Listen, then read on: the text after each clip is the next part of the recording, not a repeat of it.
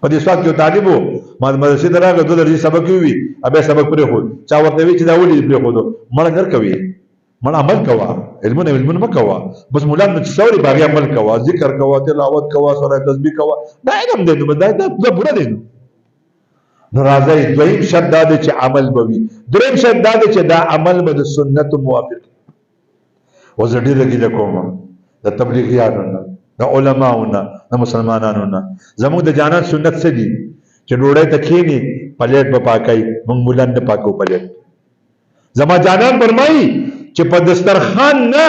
چې په ځمکه نه ډوړې ورځینا اگر حواله خسنه دې ته وکړه نن موږ مولان د دسترخوان نه چاول نه چت زموږ د جانان سنت دي چې غوخه د پلاسو باندې لړکا کو نه نو بیا په غاخونو لړکا په چورکایم لړکول شي غاخونو سره لړکا یره خبکیږي منه زما سمیت مونږ په غاخونو غوخه د پټینه لړکو نو ځا خلک بسوي د دې نه په سنت پاتې کی ما سره یو شیخ صاحب کېناس قسم په خدای داسې چاول وخوړل چې یو ما دومره چاول په دسترخوان وغورځیدل چې دا وړو کې به مړېدو 15 پوټي بد الټا پلټا کټ کړل تقسیم په ډېر خبر شو 2 غنټې زمانه مخکې تقریر وزه خدای عزیز الرحمن هزاري بچي نو څوک ما کوم نه بیا ما خو څه غابلی نو زما د ترخی به اوري او ما عزم کړی دی چې ما به امام ډیره ته باغ ډیره ته سو ډیره ته خلک یو پیر راغوال خو زه به ته ترخی وایم او ما ته څوک سوي دی نشي ولې زه مهمان خصوصي ما ته څوک نه شي وایي چې دا دی ولې وکړ زه به ته سم سناوم نو دریم کار به دا کوي چې سنت به اپناوي دو الله فیصله دا قل ان کنتم تحبون الله فاتبعوني يحببكم الله زما د جانان سنتونو کې حیات ته وند به مزه ده به الله ته خوښ دي یو سنت مشکل نشي جما ته ویلې وي څلورم شرط دا دی چې دا کارونه چې کوي تقریر چې کوي درس چې کوي وعظ چې کوي جمعه کې چې تقریر کوي هم مولا دې خدای سمجھدار کی جمعه نه مو تقریر کته نه او چر روانو مولوی صاحب نه مو تقریر کوي او یاره په دې سود دي تقریر کوي نه مې کته نه جو بسود نه راغستا او کو چاره ته بچا صفاتو کو غیبت په تقریر کو وتا څه خدای نه وخت کا چا دې بار تقریر کوي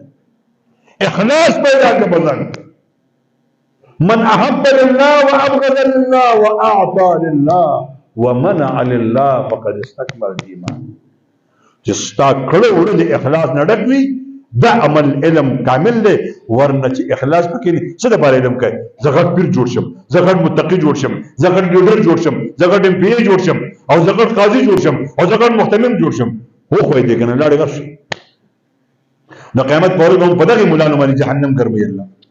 ما نه پاره کړو تا خو دې لپاره کړو چې خلک ما دغه محتمم وي وقت خیل لك او ته ولې شي دي وای نسه په مخه جهنم ته ورته الله دې موږ ساتي پنځم شرط دا دی چې دا سکای نو جاړي با په مولانو په خپل اعمالو وجاړي چې دا موږ سبق ټکوي پړکې چې راځي په سر کو لکه په لړ ته وګورئ چې دا مې ټیک په سر کو دا سبق مې ټیک ویلې دي وخت مې نه دی ضایع کړی خپل مشرانو پیسې مې نه دي ضایع کړی او زه د دې جوګې مې چې زه دا پړکې په سر کم کو زه د خپل مشرانو د لپاره د برنامه ذریعہ جوړ نشم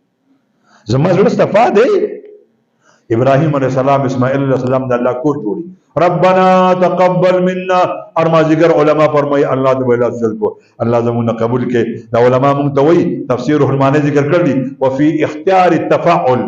باب التفاعل صيغه اختیار کړل فيه اعتراف على القصور الله زموږ د صدق قبلونه دي خدای په خپل کرم قبول کړي مولانو الله ته وجاړي په الله ځان قبول او چې د کوم کسانو د چې د پجوند کې د 15 شرایط دي مسلسل مطالعه تکرار او عمل په خپل علم او سنت اتباع او اخلاص او یرا او یو شرط د مرګ نه وروسته دی چې د کوم عالم په زمانو کې علما پیدا شو د دې سړي علم نافع او د دکاندار نو دا د الله په درگاه کې د علم قبول او زمارونو دا چې د چا بچی په حفظ کې فارغ شو په ناظره کې فارغ شو تجوید کې فارغ شو تفسیر وکړو علم وکړو تاسو به مې دوه رکعات منځ کوي یا الله شکر دې چې زه د دې ځای ته راورسم. قرآن فیصله ده لئن شکرتم لازیدنکم. پلارانو ورونو تاسو هم یو دوه رکعته شکرانې لمونځ وکئ چې شکر زما کور ته د عالم راوست. ستا کور ته امام بخاري را روان دی، ستا کور ته امام ترمذي را روان دی، ستا کور ته د دواړو جهان سردار مبارک په خپله را روان د دې دومره علومو. ستا کور ته د پیغمبر علیه السلام وارث نه دی را روان، ستا کور ته د 1,24,000 پیغمبرانو وارث را روان. تا له خوشحالي پکار ده. او استادانو ته وایم چې تاسو به یو دوه رکعته مونځ کوئ، پښتانه وایي زه دې پوزه پرې کوم او ته چارګل غواړي. تاسو به یو دوه رکعته مونځ کوئ، الله مونږ معاف کړي. یاره مونږ به صحیح سبق نه ویلې، مطالعه تکرار صحیح تربیت نه کړې، الله مونږ معاف کړي. کو تاسو دا وکړل او د الله ته خو وجړل، د خپل شاګردانو به قبول کړل، د قیامت په ورځ باندې الله आवाज کوي یا معشر العلماء اني لم اجعل علمي وحكمتي فيكم الا وانا اريد ان اغفر لكم على ما كان فيكم ولا ابالي. زي جنت ته نو راځي دا کارونه به دا علما کوي، دا کارونه به تاسو کوي.